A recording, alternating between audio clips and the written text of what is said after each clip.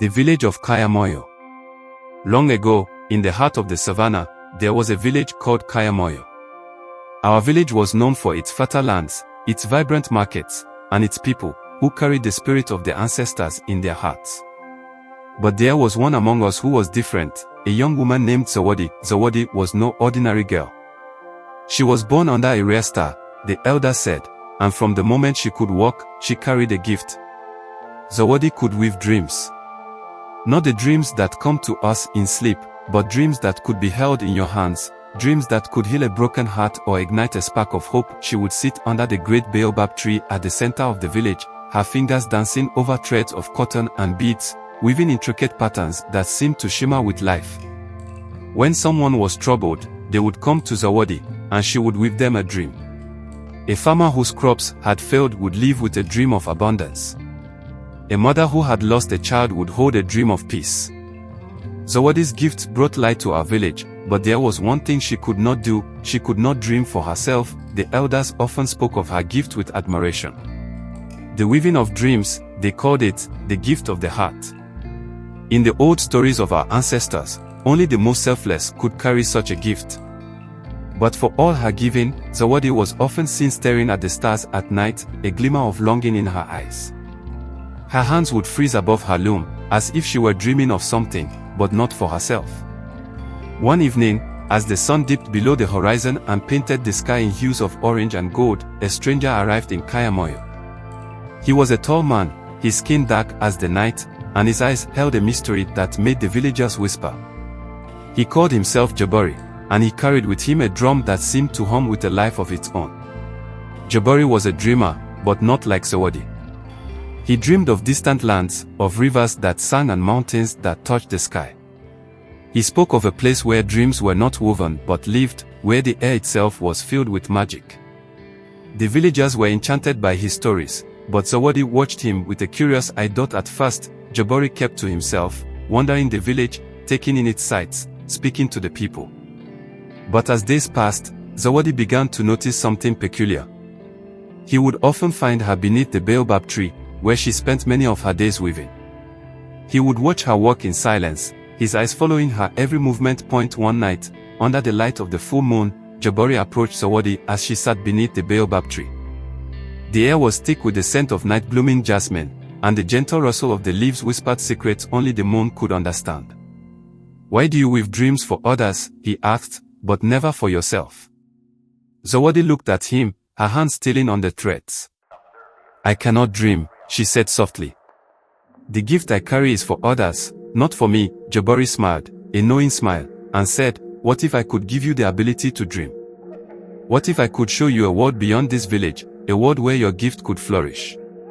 Zawadi's heart stirred. For the first time, she felt a longing she could not name. But she hesitated. "What would I have to give up?" she asked. Jabari's smile faded. "Your gift," he said. "To dream for yourself, you must let go of the ability to weave dreams for others." Zawadi was silent. She had always given so much of herself, but she had never considered the possibility of taking for herself. What would it be like, she wondered, to have a dream of her own? The world outside her village seemed vast and unknown, filled with promises of wonder and adventure. But the villagers had come to depend on her. Her heart was torn between a desire for something more and the knowledge that her gift had meaning here, in Kayamoyo. The next few days were filled with silence, as Zawadi pondered Jabari's offer. The villagers pleaded with her not to leave. "You are the heart of Kayamoyo," they said. "Without your dreams, we will lose our way." Even the elders, who rarely spoke of such things, warned her that the path Jabari offered was fraught with danger, but Zawadi was torn. She had spent her life giving to others, but now, for the first time, she wanted something for herself. She wanted to dream. She wanted to feel the joy that others felt when they woke from their dreams. It was a longing that had taken root deep inside her, one that she could no longer ignore. At night, when the stars glimmered above and the village lay asleep, Zawadi would sit by the baobab tree, thinking of the choice that lay before her. Her fingers itched to weave, to create something beautiful for another, but her heart ached for a life of her own dreams. One night, as the village slept, Zawadi made her choice. She left a single woven dream beneath the baobab tree, a dream of unity and hope, and followed Jabari into the unknown. For a time, Zawadi was enchanted by the world Jabari showed her. She saw rivers that sparkled like diamonds, forests that whispered secrets, and skies that burned with colors she had never imagined. In this strange land, Zawadi learned to dream. She dreamed of love and freedom, of possibilities beyond the limits of her village. The dreams were vivid, radiant, and alive. Her heart soared with each new dream that filled her mind, but as the days turned into weeks, Zawadi began to feel a hollow ache in her chest. She missed the village, the people, the baobab tree. She missed the joy of seeing someone's face light up when they held one of her dreams.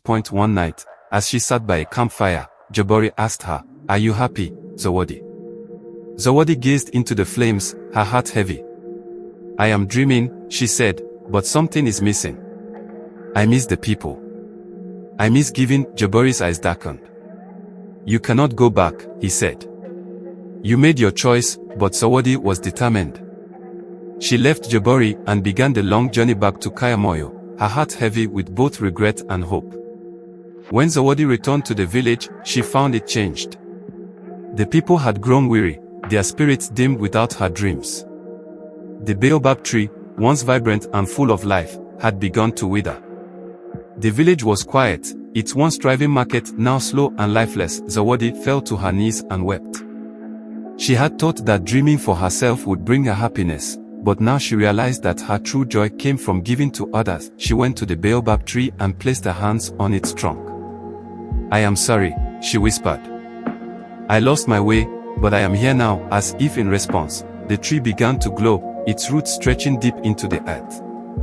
Zawadi felt a warmth spread through her, and for the first time in months, she felt at peace. She picked up her threads and began to weave, not just a dream, but a promise. The villagers gathered around her, their eyes filled with hope. As Zawadi wove, the baobab tree came back to life, its leaves rustling in the wind.